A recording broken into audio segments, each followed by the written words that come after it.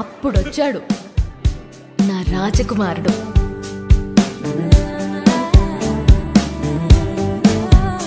పెళ్ళే వద్దురా బాబు అని నేను తిరుగుతుంటే కబుర్లు చెప్పుకుందామా కలుద్దాం అని నాకే తెలియకుండా నా నోట్బుక్ లో రాశాడు. సుబ్బు పంపిన జోకర్ అయ్యుంటాడులే అనుకుని లోలా బైక్ ఎక్కా. వాడు చెప్పాడు కబుర్లు. రోజంతా టైమే తెలియలేదు. దిగాక తెలిసింది వాడు లోలా వాడు కాదు, ఆ బుక్ లో రాసిన అవులాగాడు. సుబ్బు పంపిన వాడికి అంత బుర్ర ఉండదే అనుకుని దమ్ముంటే కలువన్నాను. వాడి సంగతి తేల్చేద్దామని రమ్మన్నా. పెళ్లి విషయంలో నాకున్న భయం పోవాలంటే యూ నీడ్ అ హోప్ అని నా కోసం పింక్ బలూన్ పెట్టాడు.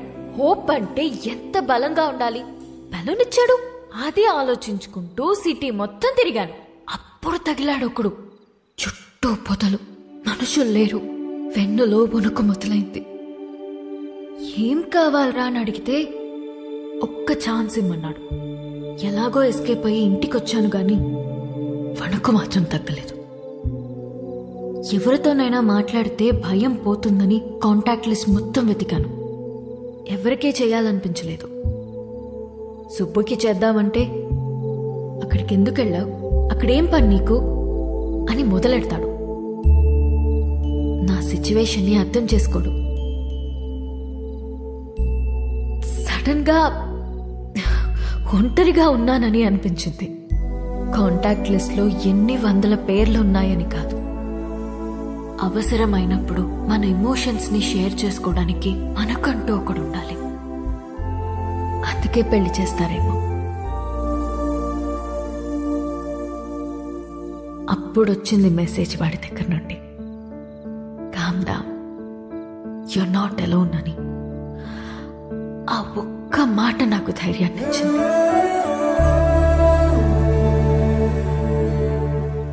నిద్రపోయే వరకు జోజో పాడమన్నాను.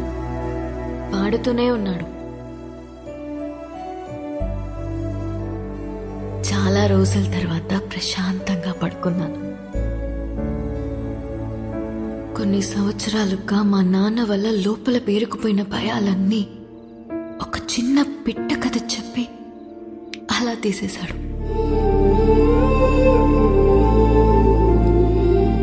కనిపించకుండానే ఒక కాపురం చూపించాడు. కలుద్దామనుకున్నా. మా నాన్నకి హీ ఈజ్ ద వన్ అని చూపించాలని వెయిట్ చేశాను. అంతలోనే మా నాన్న షాక్ ఇచ్చాడు. వాడికి పెళ్లి అని.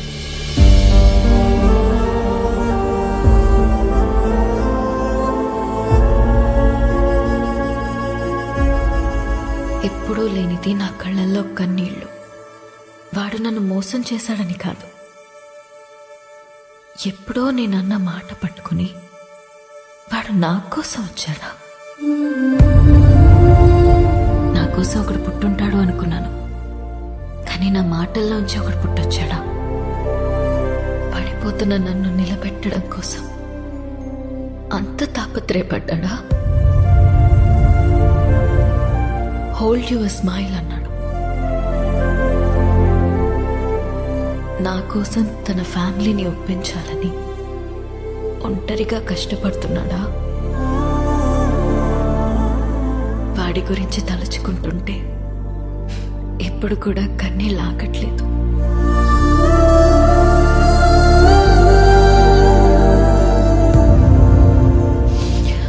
ఇప్పటికిప్పుడు వాడిని హక్ చేసుకోవాలనుంది,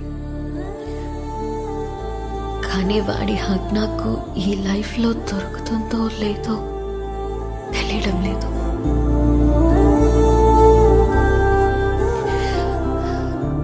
కథ మధ్యలో ఆపేస్తున్నందుకు క్షమించండి.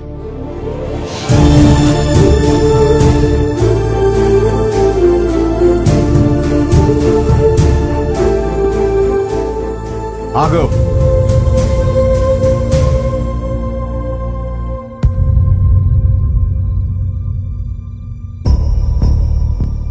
ఆగాను.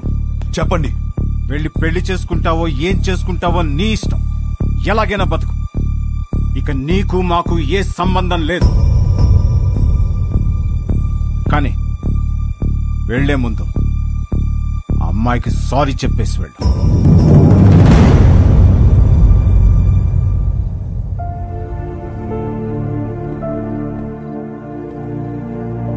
చూడు మేఘా, నీకు సారీ చెప్పాలా లేదా విభాని ఎందుకు పెళ్లి చేసుకోవాలి తెలియాలా? ఆల్రెడీ విభా నన్ను కలిసి అంతా నాకు చెప్పింది. నాకంతా అర్థమైంది, అందుకే తనని పిలిచాను. కానీ అంకుల్, మీకే హర్ష అంటే ఏంటో ఇంకా అర్థం కాలేదనుకుంటా. ఎగ్జాక్ట్లీ.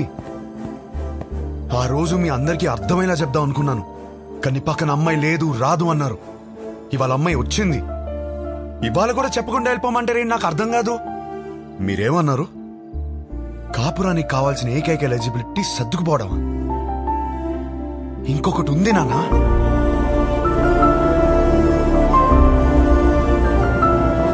విభా మాటల్లో కనిపించిందే రొమాన్స్. అది అస్సలైన ఎలిజిబిలిటీ. విభాన్ కలిసి మొదటి రోజే అడిగేసింది, what you expect from my married life అని. నేనేదోలా ఏదేదో అనేసాను, లవ్ అని కూడా అన్నాను.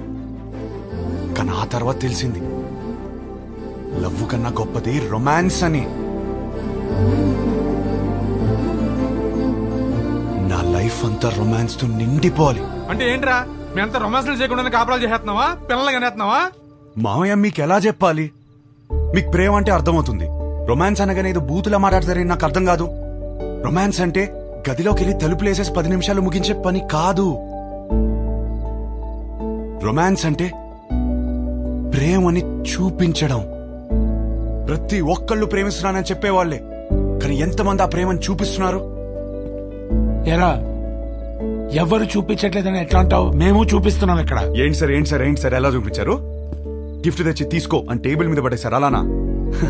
కాస్ట్లీ గిఫ్ట్ ఇచ్చారని మీరు పొంగిపోవడం కాదు సార్. దగ్గరికి వెళ్ళి ఆవిడ పొంగిపోయేలా ఇవ్వటంలో ఉంది ప్రేమను చూపించటం. అప్పుడు 10 రూపాయలు గిఫ్ట్ ఇచ్చినా సరిపోతుంది. పెద్దవాళ్ళతో ఏంట్రా ఆ మాటలు? మాకు ఆ మాత్రం తెలీదా? మొగుడు పక్కనున్నంతసేపు కోట్లు సంపాదించు, లగ్జరీ కావాలంటారు. సంపాదించడానికి వెళ్తే నువ్వు పక్కన లేవంటారు. కాస్త ప్రేమని చూపించడం తెలిస్తే రెండిట్లో ఏదో లగ్జరీ అని తెలుస్తుంది కదా. లేదా అన్ని ఒకరి దగ్గర దొరకవని స్టేట్మెంట్లు ఇస్తారు. ఒకరి దగ్గర దొరకపోతే ఇంకెక్కడ దొరకదు సార్.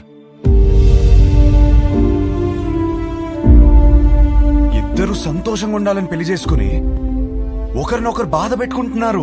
ఆ బాధని ఎలా తీర్చాలని నేర్పించకుండా సర్దుకుపో అంటుంటే ఎలాగో బ్రతికి చావు అన్నట్టుంది నాకు. నాకు అలా పక్క పక్కనే బ్రతకాలని లేదు నాన్న.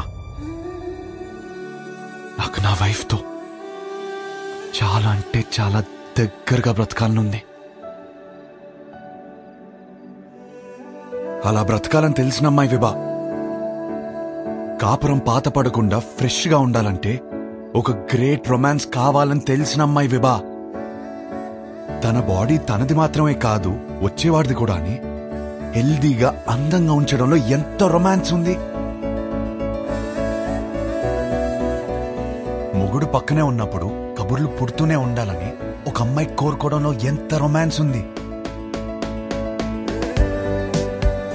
నాకు సన్సెట్ ఇష్టం, ఎందుకంటే నా లైఫ్ పార్ట్నర్ ఇంట్లో వెయిట్ చేస్తుందని ఆశ రేజ్ చేస్తుంది కాబట్టి. ఇలా ఆలోచించడం డర్టీ అయితే కొంచెం డర్టీ మైండ్ ఉండాలి నాన్న. నువ్వేమన్నావు మావయ్య? పెళ్లి చేసుకోవడానికా ఉంచుకోవడానికా? ఉంచుకోవడానికే, దగ్గరగా ఉంచుకోవడానికి. ఇవన్నీ తెలియకే కోర్టులో తలదించుకున్నాను. ఇప్పుడు తలెత్తి చెప్తున్నాను, నా కాపురం బాగుంటుంది.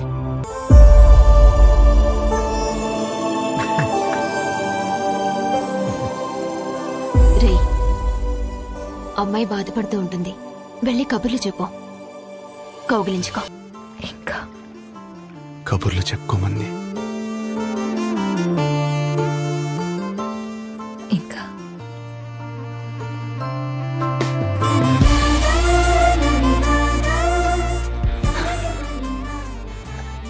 నీతో కనీసం 25,000 మీల్స్ కలిసి తినాలి.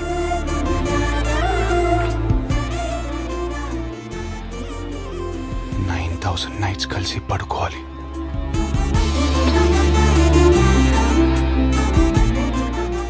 కొన్ని వందల వెకేషన్కి వెళ్ళాలి. అన్నిటికీ మించి కొన్ని లక్షల కబుర్లు చెప్పుకోవాలి.